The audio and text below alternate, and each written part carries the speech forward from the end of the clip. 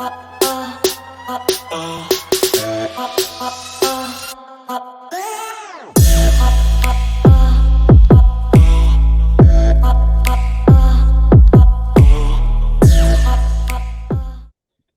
this is Lefty and Cheapa Hey, how's it going? with Bet, and we are doing our third movie review. And we're going to give you our take and try to find little hidden gems here and there on various streaming services and see what kind of insight we can provide and see what you guys want to watch. So, Cheapa, take it away. This was your pick. Okay, so Clearmind, we have a few. This is a decent pick from a standpoint of there are a few actresses in here that are in well-known shows. So, for example, the main character, her name is Rebecca Kreskoff. She was in Claws, and she was in the 2008 Terminator. She was also in NCIS. Jen Lyon, he also was in Claws and a few other TV shows. I want to say there's 2 or 3 of these characters have all been in episodes of NCIS at one point or time, which is a show that I used to watch, by the way. It was or still do sometimes. So it's basically the opening act is, as Lefty would say, is it's based on a woman who lost her child and then takes revenge. But, of course, why would you need to take revenge on losing your child? It's not like the cartel came and stole them into Mexico, right? Like shrapnel. The shrapnel reference. Right, shrapnel reference. Right. So she's there. The opening scene is her. It's like coupled friends, for the most part, coupled friends, I should say. Coupled friends, they're all hanging out at, a birthday party. The husband's supposed to be paying attention. Daughter jumps and does a dive into the water and drowns, basically. So they fast forward years later. She's dealing with her grief. And so there's another reunion. Actually, it was only 1 year, right? If I'm not mistaken, it was 1 year later. And so she goes to a therapy session, and she runs into her ex-husband, and he says that the group is all meeting again at the cabin. Everyone, of course, was invited except for her, and he was there to tell her that she's trying to move on. He's trying to move on with his life. He has another girlfriend, so on and so forth. So, of course, she still feels like everybody should be grieving, like they've all moved on so quickly. And so, she has some anger issues when it comes to that. What did you think? About the first act? Mm-hmm. Yeah, so when I was looking at the cast, I noticed Kadeem Hardison was in it, who's in one of my favorite movies, White Man Can't Jump. And I kept waiting for him to pop up in the movie. And I was like, where the hell is this guy? And he was there the whole time. It's just, it looked like he ate somebody. I did not. I got that's the guy that I told you was from a different world. Well, that's the guy that I told you was from a different world. Yeah, I don't know what that is. But I know what White Man Can't Jump is. And so I just seen White Man Can't Jump like a few months ago. Oh, Lord. So going from that to and it wasn't my first time. I'm saying I recently seen it. Going from that to this, I was like, where's this guy? Like, I'm over here looking for him, and he's not here. And it turned out he was there. He just, he got high blood pressure now. I don't know what's going on. Right. So, then I recognize a few people on the cast. Shannon on the movie, her name is Tox Olakunduye. Right. Talks. Tok. Talk. Right. Yeah. And Gary on the movie, I've seen him around a bunch. He somehow he's like the guy they call whenever they need like a male gay character. So he's kind of like Hector from like every typecast Mexican movie ever. Like Yeah. whenever they a Mexican guy they call You Hector, know who's who? not even fully Wait. But who? Italian. Luis Guzman was that character for a while. Whenever they needed For a Puerto Puerto Ricans Rican, though. yeah. Yeah. Whenever they needed a Puerto Rican, Luis Guzman is there. So Yeah. yeah. So in the first act, right, the thing happens with the kid and it's terrible. And then, they go to the house, and when I'm watching a movie, I try to place myself in the scenario, right? Especially if it's a horror movie. Right. And so, and this they listed it as like a horror comedy. And so I think on Tubi, right? They did. Yes. Yes. So Yeah. so okay, horror. I'm placing myself, and the house that they used, wherever it was, on whatever lake it was great. And it had a boat there, and I was like, oh, cool. And then they got, like they got me, right? Like it's giving me Friday the 13th vibes, you got a house on a lake. I'm like, okay, like I'm down. All right. I'm ready to see some people die. I'm ready to, you know, try to guess who's gonna die next. And then I looked at my phone, I looked at IMDb, I was trying to see who else I recognized, you know, on the cast. I look up and 42 minutes go by and no one's died yet.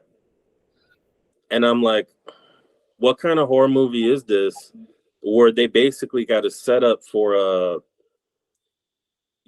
slasher, right? And nothing happened. Well, stuff was happening, but nothing I cared about. And so I don't know, that was kind of my, and I was like, well, let me go through this. Let me see what's going on. Maybe it's time to build, if you're going to build up to something, and I'll just say this, make it worth it. Right. So that's all I'll say. Let's go to the second act. All right. So second act, things get interesting because they're there at the house and this woman shows up where she wasn't invited. And so basically everybody's shocked to see her, but then of course they all knew that she had took it so hard when her daughter died that they were like, well, of course you're going to stay. Of course you're welcome here. And so that became an issue because it was like basically they had to deal with the awkwardness of her being there, and it was awkward because her ex-husband was there with his new chick, and then on top of that, there was conversations that needed to be had.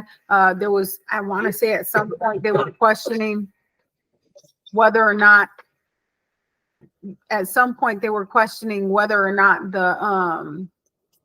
the husband was flirting with somebody from the friend group. Is that correct? Correct me if I'm wrong. Yeah, basically That's happened twice, so I'm getting I'm making sure I didn't get my movies confused. So it's happened twice. Yeah, so basically, the person who the husband was supposedly flirting with shows up on the boat that wasn't invited, right? Right. And so that happened, to be an issue. And the movie goes on, and without getting too spoilery, um, the highlight of the second slash third act for me was the same chick kept crapping her pants, or they talked about her crapping her pants, and it happened. I don't know. they There, they hit there, the comedy mark for sure. there For those was some crappage within someone's pants, and it happened to be the same chick like 2-3 times. Yeah, they hit the comedy mark for sure. They hit my level of horror. That's about as horror as I ever want it to be. I know for avid horror fans, that's not what they need, or that's not what they want. You know what I'm saying? Like Angel was Lefty was saying, he wants somebody dead within the first 30 minutes or so, because then it's a real slasher. Well, I'm not so sure. Even given the name, I'm not so sure that it was intended to be that type of a horror movie. I think it was never intended to be a super slasher, even though some of the scenes inside would make you think so. They were very light on those scenes, and they were light on those scenes for a reason. So think about the name of the movie. It's called Clearmind. I think the movie overall was craftily done. They did well on choosing their people. Every last person in that cast had some good acting experience. There was never a part where I was just like, oh, he's just a horrible actor. Oh, I can't watch this. Or, that never really happened to me watching this movie. The plot in and of itself was pretty good. The thought behind it, there were some things I feel like they could have done differently, but I think this was an independent film, never really heard of the actress before. I mean, the director before. So, she did it. They did a good job. The director and the producer, they did a good job of bringing about this movie. The plot takes you to an unexpected twist. I would say, personally, I think it was an bet. I'm pretty sure Lefty over there disagrees. So everybody, basically everybody in the movie, I thought No. had some acting experience, some good acting experience, like you said. It was nice to recognize one or two people. Mm-hmm. And where it felt short for me was I was expecting something and then got something else.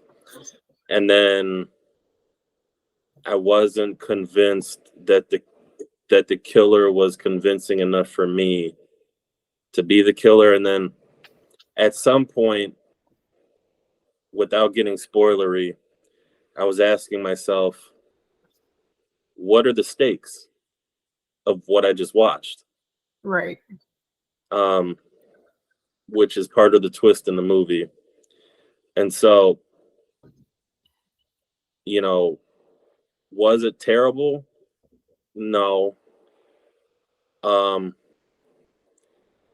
If I had 2 hours available on a Saturday night to watch it, and that's the only time I had available, would I say, man, let me watch Clearmind? No. No, I'll watch something else. Yeah, I don't know. I'd almost watch it again because I'd want to go and get some of these details cleared out. I do feel like, so here's the other thing. There's some movies you watch again because you feel like you missed something, or there's some movies that you might be able to watch again because, whether you think that you missed something, there's something maybe you just didn't notice, right? Not so much that you weren't paying attention, that you didn't notice, right? So after the whole movie, you're like, wait a minute, were there cues to this at the beginning, right? So this is one of those movies where I would probably go back and watch again because I'm like, wait a minute, let me go back to the beginning and watch it now that I know how it's over, how it's ended. So I disagree. I do think that in that sense, it is going to be something that I would probably watch again. For an independent film, some of the quality of films that we've seen out there have sucked. So for them to pull together that cast of acting and then do a plot with a twist on it without it being super cheesy. I thought it was cool. I just don't think you could call it horror. I think that maybe certain people, Lefty, would have been better prepared if they would have called it something different, you know, and maybe a little bit less critical. Honestly, Lefty loves horror and I hate it. I hate it with a passion. So for me, it was right up my alley. For him, if you're a horror fan, do not expect horror. Please don't expect horror. If you ever decide to go watch this movie, do not expect horror. Yeah, dude. Label it anything other than that. Um, but you know, I mean, Chipa is like resolute. She said, not only is it an bet, but she wants to watch it again. I Damn. would. I would. Like, um, you know, she's so supportive, and and for it to be an independent film, for grading it on that level, um, the actual film quality, right? Like the scenery, the way that it's shot was better than what you think it would be. Okay. It wasn't grainy, you know, Mhm. that type of thing. My issues about the movie are strictly plot driven, Right. and um what are the stakes? That's it. Like, so it's just plot driven for me, right? Right. Um and that's just about it. Like, was it a un bet for me? No. Oh no. Oh no. Oh nah. No. But you know, Chipa likes her movies to be well behaved, and she, you know, Well behaved. Wow. I and mean, she if that's just what you likes what call she it, likes, yeah. and that's fine. But we got another review coming out that is flipped. That is flipped on what, it's more my movie, less hers, but I think she still liked it. But um this movie, you could find it on Tubi. Mhm. Hey, maybe, you know, like, comment, subscribe, and comment if you're more on Chipa's end for the movie or more on mine. And and then and then we'll address it accordingly. But let us know what you think of it. I mean, it's a Tubi movie. It's free. It is what it is. Um, I thought the film quality was good. I thought the plot, you know, I obviously didn't like. Cheap, I thought it was great. She wants to watch it twice, and that's it. Un bet. Oh, Movie bet. review for 3. Let's go. Peace.